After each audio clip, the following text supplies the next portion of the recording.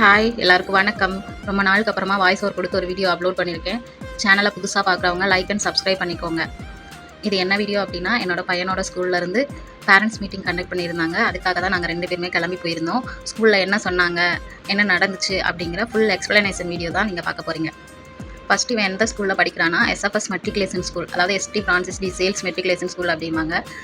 விருது நகரில் நிறைய மெட்ரிகுலேஷன் ஸ்கூல்ஸ் வந்துருச்சு. அதில் இந்த ஸ்கூல் வந்துட்டு எங்களுக்கு ரொம்ப பிடிச்சிருந்ததுனால நாங்கள் இந்த ஸ்கூல் வந்துட்டு அட்மிஷன் போட்டுட்டோம். நாங்கள் எல்லா ஸ்கூலுமே விசிட் பண்ணி பார்த்துருந்தோம். அதனுடைய க்ரிட்டீரியா அண்ட் ரூல்ஸ் வந்து ஒரு வீடியோவில் வந்துட்டு அப்லோட் பண்ண ட்ரை பண்ணுறோம். புதுசாக சேர்க்குறவங்களுக்கு யூஸ்ஃபுல்லாக இருக்கும்ல. கபிலேஷோட கிளாஸ் மிஸ்ஸை வந்து நான் பார்த்ததே கிடையாது. லாஸ்ட்டு 1 மந்த்தாக ஸ்கூல் போகிறான். ஒரே ஒரு டைம் மட்டும்தான் கால் பண்ணி நான் பேசியிருக்கேன். ஃபோட்டோலையும் பார்த்தது கிடையாது. இன்றைக்கி வந்துட்டு அவங்கள பார்த்து நாங்கள் பேச போகிறோம்.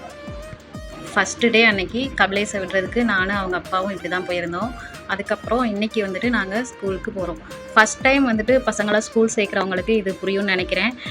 ஒரு க்யூரியாசிட்டி வந்துட்டு அதிகமாக இருக்கும் எல்லா விஷயத்துலையுமே. அந்த மாதிரி தான் நாங்கள் 2 பேரும் ரொம்ப ஜாலியாக கிளம்பி போயிருந்தோம்.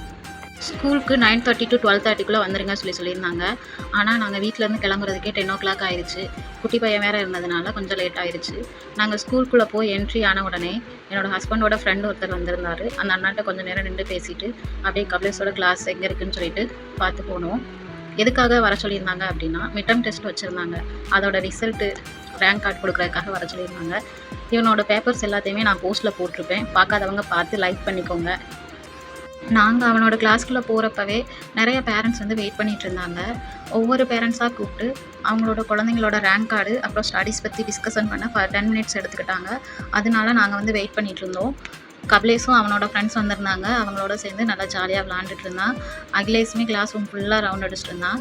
ஒரு அரை மணி நேரம் வெயிட் பண்ணதுக்கப்புறம் எங்களை கூப்பிட்டாங்க. கபிலேஷோட ரேங்க் கார்டு அப்புறம் அவனோட ஆக்டிவிட்டீஸ் எல்லாம் பற்றி சொன்னாங்க. கபிலேஷ் வந்து 400க்கு 390 எடுத்திருந்தான். ரொம்பவுமே சந்தோஷமாக இருந்துச்சு. ஏன்னா கபிலேஷ் 1 week கிட்ட இந்த ஸ்கூல் எனக்கு பிடிக்கவே இல்லை, நான் இந்த ஸ்கூலுக்கு போக மாட்டேன்னு சொல்லிட்டு ரொம்பவுமே அழுது அடம் பிடிச்சான். ஆனால் இப்போ மேம்கிட்ட குட் மார்னிங், போயிட்டு வரேன், பாய், இந்த மாதிரிலாம் மிங்கிளாகி பேசும்போது ரொம்பவுமே சந்தோஷமாக இருந்துச்சு. அதுக்கு நான் மேம்க்கு தான் தேங்க்யூ சொல்லணும். அவங்க மிஸ் வந்துட்டு கபிலேஷோட ரைம்ஸ் எல்லாம் நான் பார்ப்பேன், ரொம்பவும் நல்லா இருக்குது அப்படின்னு ஒரு கமெண்ட் சொல்லியிருந்தாங்க. அதுவுமே எங்களுக்கு ரொம்ப ஹாப்பியாக இருந்துச்சு. அப்புறம் ரேங்க் கார்டில் சைன் பண்ணிவிட்டு ஃபீட்பேக் எழுதி கொடுத்துட்டு அவனோட ஸ்கூலெல்லாம் நல்லா சுற்றி பார்த்துட்டு நாங்களுமே வீட்டுக்கு கிளம்பிட்டோம். அவனோட ரேங்க்கை வந்து நான் ரிவீல் பண்ணலை. இன்கேஸ் உங்களுக்கு ரேங்க் தெரிஞ்சுக்கணும் அப்படின்னு நினச்சிங்கன்னா ரேங்க்குன்னு சொல்லி கமெண்ட் பண்ணுங்கள். ஒரு சின்ன விஷயமா கூட இருக்கலாம், ஆனால் அது எங்களுக்கு மிகப்பெரிய சந்தோஷமாக இருந்துச்சு. இந்த வீடியோ உங்களுக்கு பிடிச்சிருந்துச்சுன்னா லைக் பண்ணி ஷேர் பண்ணுங்கள். Thank you, tata. இன்னொரு வீடியோஸில் பார்க்கலாம். பாய். ஸ்டாண்ட் எடுத்துக்கங்க.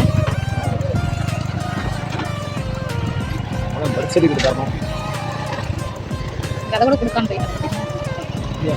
கடலை தந்தா எடுத்துட்டேன் ப்ரோ.